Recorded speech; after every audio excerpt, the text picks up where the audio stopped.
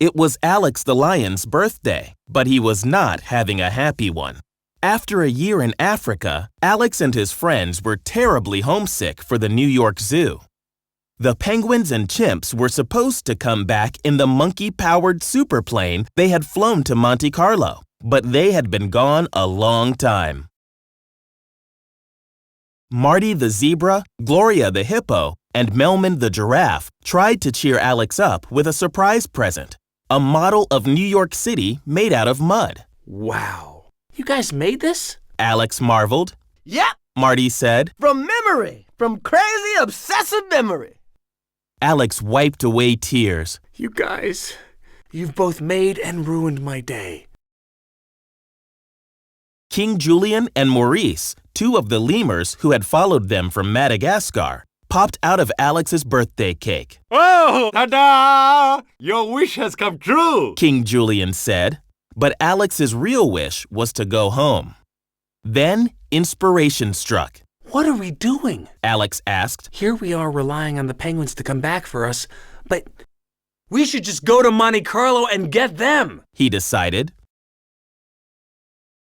After hopping, skipping, and swimming quite a bit, the friends arrived in Monte Carlo. They found the casino and crawled through its ductwork to get a look inside. Alex scanned the crowd from above the casino floor. The two chimps, Phil and Mason, and the penguins were not hard to spot. They were all concealed inside a flamboyant costume of the King of Versailles, and His Majesty was winning at roulette. But Alex's crew accidentally fell through the ceiling before the king could collect his winnings. The humans panicked and closed all the doors. Lockdown, eh? Skipper said knowingly. He whistled up an armored car called the Luxury Assault Recreational Vehicle, and they burst out of the casino. Step on it, boys! Skipper said. Unfortunately, Captain Dubois from Animal Control was on their trail. She was a ruthless hunter who had always dreamed of getting a lion. Now she was determined that Alex's head would hang on her trophy wall. The penguins led Dubois on a high-speed chase through the town, but despite dumping a trail of slippery fish and engaging their nuclear reactor, the animals could not lose her. Kowalski! Skipper barked. Signal the chimps to meet us at the rendezvous point with the superplane. The plane arrived and lowered a chain of monkeys to the waiting friends. They grabbed hold, but Dubois got her hook around Melman's neck. Alex climbed down and cut the rope with his claw, sending Dubois flying into a rooftop pool. That's right. Home free, baby. Woo! Au revoir, Dubois! Alex hooted. But Alex was celebrating a little too soon. The plane was in trouble and crashed in a train yard. The Zoosters heard sirens closing in. Where could they hide? And how could large exotic animals go unnoticed for long? They had almost given up hope when they spotted a circus train. The animals inside did not want non-circus folk on their train. But Alex pleaded. Wait, listen! We are circus animals! You gotta let us in! Vitali the tiger was suspicious. But Gia the leopard and Stefano the sea lion convinced him that circus folk should stick together. He reluctantly allowed the zoo friends on board. Lying about what he did in the circus, Alex described an outlandish trapeze Americano act done over a pool of aquatic cobras. Well, I flip off the wire harness, ignite my jetpack, and then Toss balloons to the children of the world. He claimed. Kids love it. Vitali said the circus owner did not allow stowaways, but the penguins appeared with a purse full of treasure and a plan. The penguins and chimps dressed as the King of Versailles again and offered the circus owner the gold and gems they had brought from Monte Carlo. The owner was happy to sell the circus, a little too happy. They signed a contract, and then he and the clowns drove away in their very small car.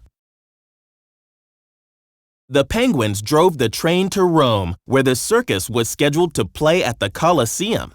The animals' hopes were high. After Rome, they would go to London, where they would perform for an American promoter. If all went well, the circus would be on its way to America. But all did not go well. The circus was terrible. The audience demanded their money back and chased the animals out of town.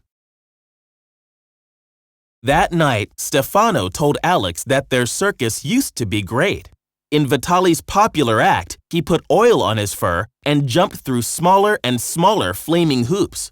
One night, he used the wrong kind of oil and tried to jump through a tiny hoop. His fur caught fire. Once it grew back, it was never as soft, and he was never the same fearless tiger. Stefano asked Alex and his friends to teach the circus how to be great again. Alex called everyone together and announced that they were going to stage an all-new, all-animal circus. We will come up with something fresh, something amazing, something brand new, he said. The others caught Alex's enthusiasm. Even Vitali agreed to try one hoop. Marty led the group in a chant. Can I hear you say fur power? Fur power, fur power. The animals reinvented their acts and themselves. The dogs dropped their old-fashioned routine and got rocket skates. Stefano traded juggling for flying and was shot out of a cannon. And Gloria and Melman did a dance together on the high wire. Gia got Alex to teach her trapeze Americano, which he made up as he went along. But Gia's grace and Alex's bravado somehow combined to make it a real act. Just as things looked brightest, though, the animals discovered that Dubois was still on their trail. The circus pulled up stakes and rushed to London. In London, the animals spotted the American promoter in the audience. This was it. But Vitali had cold feet. Listen, man, you may have given up on yourself, Alex told him. but your friends haven't given up on you. Are you just going to turn your back on them and sit and eat borscht the rest of your life? Or are you going to get out there and jump through that tiny little hoop? Alex also had a secret weapon for Vitali, hair conditioner. It was slippery, but not flammable. The circus was a huge success, and the American promoter immediately signed a contract to take them to New York. Alex was jubilant. We're going to America! Woo! Today! He cried. The animals were overjoyed at what they had accomplished together and by the wonderful future ahead of them. Then Dubois caught up with them again. She showed the animals a poster about Alex's escape from the zoo and demanded that the lion be turned over to her. The penguins ambushed Dubois, shoved her into the cannon, and fired her over the London skyline. But the Zooster's secret was out. The circus animals felt used and sad. Everyone prepared to go their separate ways once they reached New York. King Julian had struck up a romance with Sonia the bear, and she wanted him to stay with the circus. But he had other plans, I am a king. I want to rule New York. Julian told her. When the friends finally reached the zoo, it seemed smaller than they remembered. Suddenly, it didn't feel like home anymore, When we were with the circus, we were already home. Alex said. What do you say? We go back. But before the Zoosters could leave, Dubois shot them with tranquilizer darts. Then the zoo officials arrived and thanked her for returning the animals. King Julian's tranquilizer made him loopy. He made his way back to the circus and Sonia. I don't want to be king anymore. He told her. I was so hung up on who I was, who you was, what you smelled like, when all that really matters is what we smell like together. The circus animals were moved. Skipper pulled the dart from Julian's tail. The hippies got ambushed. Skipper cried. Hours later, Alex and his friends woke up in the zoo where officials were giving a party to celebrate the animals' return. Dubois' speech was short, but not remotely sweet.